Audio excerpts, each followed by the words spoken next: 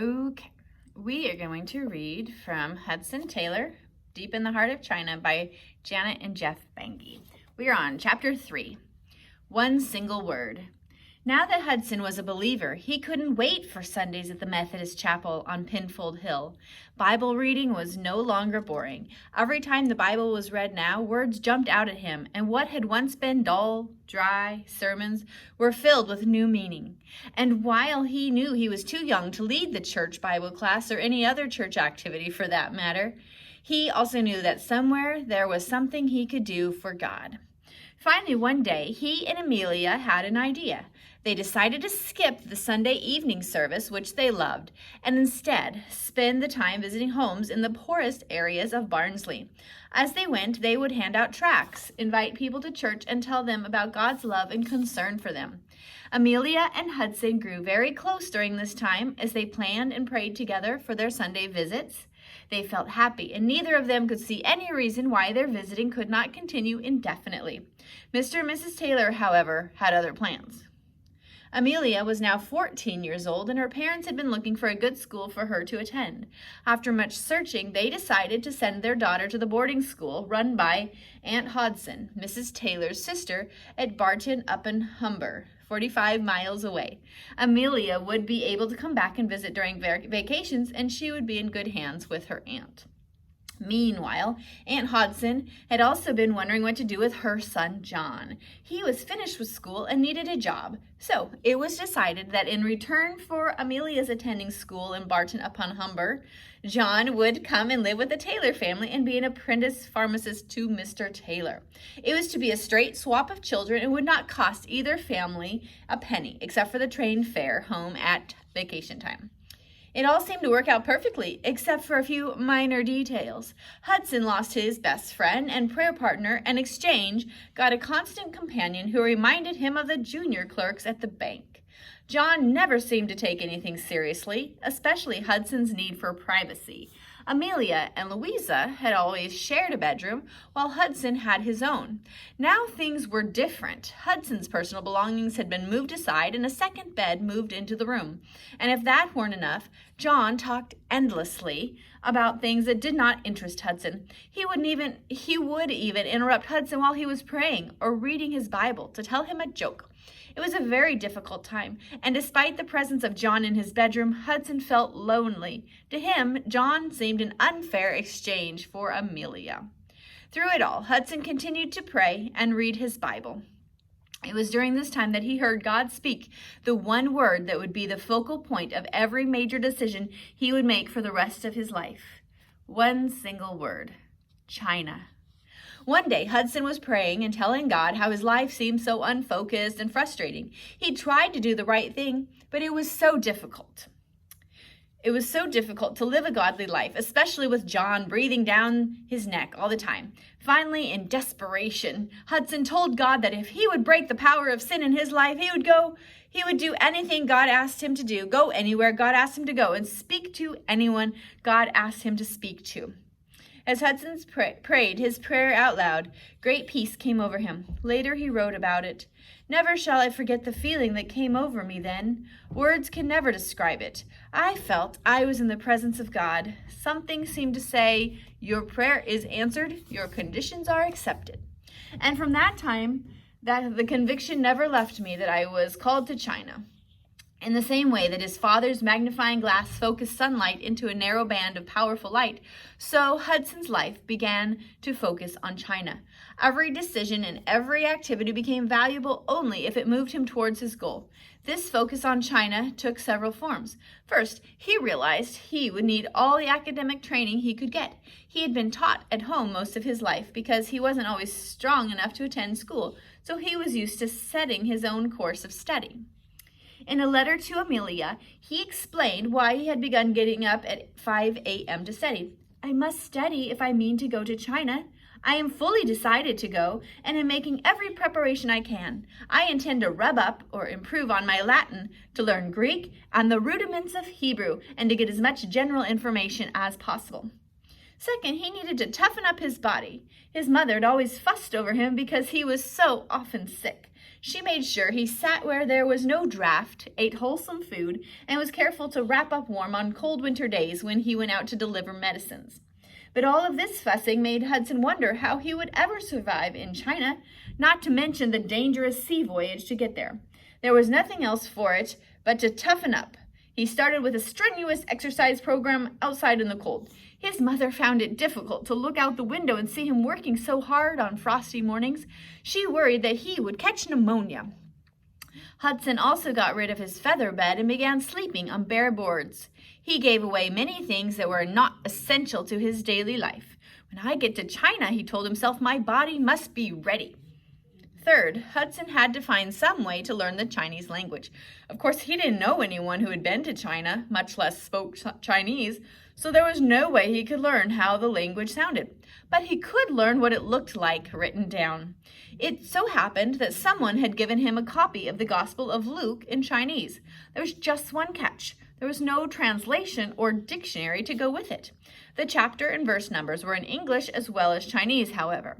Hudson managed to persuade John to help him, and together they set about unraveling the puzzle of the Chinese language. The traditional Chinese language is written in pictographic form. That means that a picture represents an idea, and a picture of the sun and moon together is translated as the word bright. In English, of course, we use letters to stand for the actual sounds we make. This means English is a phonetically written language. Even though there were many languages and dialects spoken in China, everyone was able to look at the picture of the sun and moon and know it meant bright, no matter how the word was actually said. This made learning to write Chinese a very valuable skill. This is how Hudson and John worked out what the pictograms meant. They would pick a word in English and then find it in a verse in an English copy of the Gospel of Luke. If they were looking at the word salvation, they might identify Luke chapter 2, verse 30, which says, "For mine eyes have seen thy salvation." Then they would use an English concordance to find 10 or 12 other verses in Luke that had the word salvation in them, such as Luke chapter 3, verse 6, which says, "All flesh shall see the salvation of God." And Luke chapter 19, verse 19, which says, "Today salvation has come to this house." Then came the tricky part. They would then find the same verses in the Chinese Gospel of Luke and write them out one under the other. They then searched for the pictogram that appeared in all the Chinese verses. Finally, they searched the entire Gospel in Chinese, looking for more verses with the same pictogram in them. If in every instance they found the pictograph to be where the English word could be found, they would enter it into a notebook in pencil. Later, if they did not find a single place where the pictogram seemed to mean something else, they would trace the pictogram in ink. Slowly, one word at a time, they identified and memorized the Chinese characters until Hudson could read and write over 500 of them. Not only did Hudson need to know the Chinese language, but also he realized that he needed to know more about China itself, particularly beyond the coastal areas. In 1850, it was not easy to find out much about China. The Chinese people were very good at keeping secrets since they did not want foreigners, or white barbarians as they called them, to influence their way of life. This was partly because of the Opium War, in which the English humiliated the Chinese people. The Chinese were not about to forgive the English for that humiliation. The Opium War had begun in 1839 when Hudson was 7 years old. It was fought over trade rights between England and China. English people wanted many things that the Chinese had to sell: silk, spices, tea, and porcelain china, to name a few. The Chinese, though, didn't want anything the English had to sell except for a little silver. This led to a huge trade imbalance. The English soon owed the Chinese lots of money, and they were frustrated that the Chinese didn't want to buy things from them to even out how much they owed. So they set about trying to come up with something the Chinese did want. Unfortunately, some English officials came up with a very clever but very horrible plan. They would sell the Chinese people a drug called opium, a drug that was very addictive, so that they would need to buy more and more of it. Opium came from special poppies that grew in India, a country the British had already overrun and made part of their empire. Before the Chinese government knew what was happening, 40,000 cases of the drug were being brought into China each year, causing thousands and thousands of Chinese people to become addicted to opium. It was a nightmare for the Chinese People lay in the streets begging for opium. High officials became addicted and made foolish decisions, and even the emperor's own son died from an overdose of the drug. No matter how much it angered the British, the emperor decided they had to be stopped.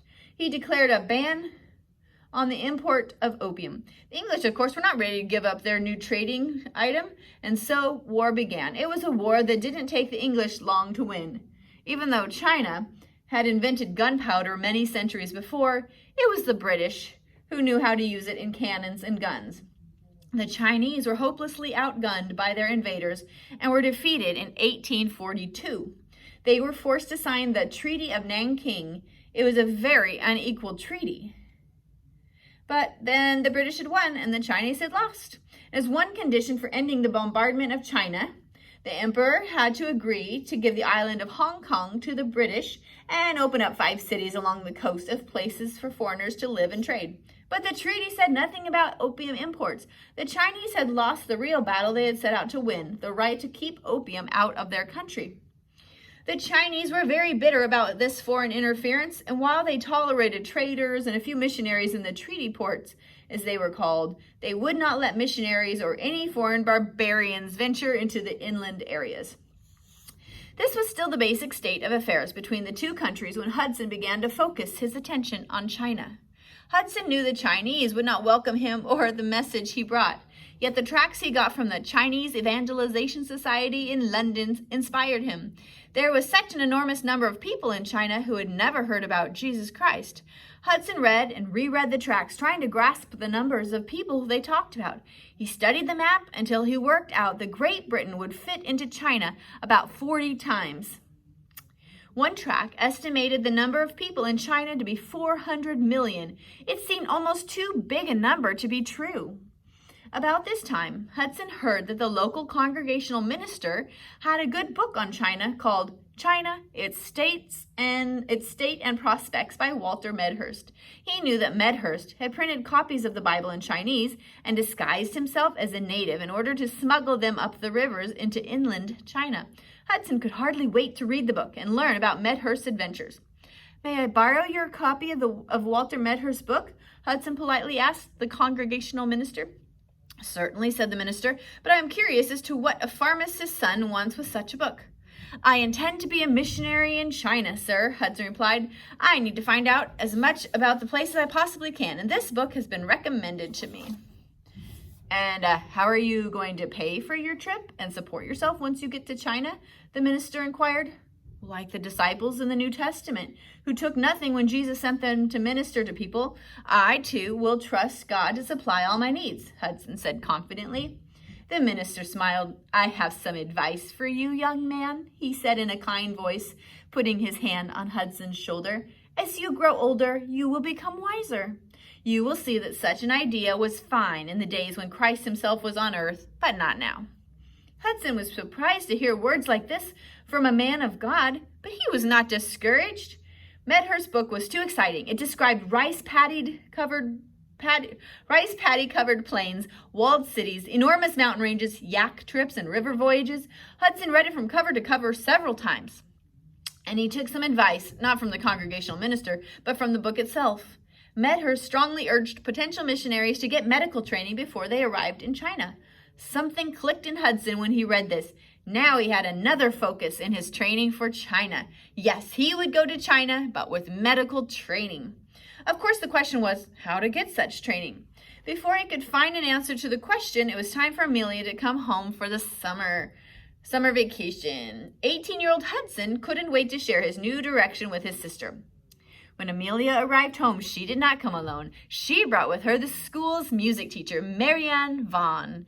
Marianne was lively and funny, pretty and talented. She played the piano and sang for them. Hudson was hooked. He couldn't believe how perfect she was. He reasoned that God had brought Marianne into his life so he would have a wife to go with him to China. It all fitted so perfectly. He imagined them as a team, the first missionaries ever to set foot in far-off Chinese village. He would preach and give medical advice while Marianne taught the children and led singing. The three of them spent a wonderful summer together, horseback riding, singing, and laughing. By the time Marianne and Amelia boarded the train for Barton upon Humber and the boarding school, Hudson felt sure he had spent the most wonderful summer of his life with his future wife. After they had gone, he still had to work out how to get medical training. The obvious place to go was London, but it was so expensive to live there. He would have to work full-time just to pay for his food, accommodations, and school fees, leaving him no time to actually attend medical school. No matter how hard he tried, he couldn't seem to come up with a solution that worked. Fortunately for him, his mother's other sister, Aunt Hannah, who lived in Hull, came up with an idea. Her brother-in-law, Robert Hardy, was a well-respected doctor in Hull, and he was looking for an assistant. In exchange for room and board and a small wage, as well as access to the classes, Dr. Hardy taught at a local medical school, and would Hudson be willing to become the doctor's assistant? It was a question Hudson didn't need to be asked more than once. On his 19th birthday, he boarded a train headed for Hull, 50 miles away, and in so doing, took another step closer to China.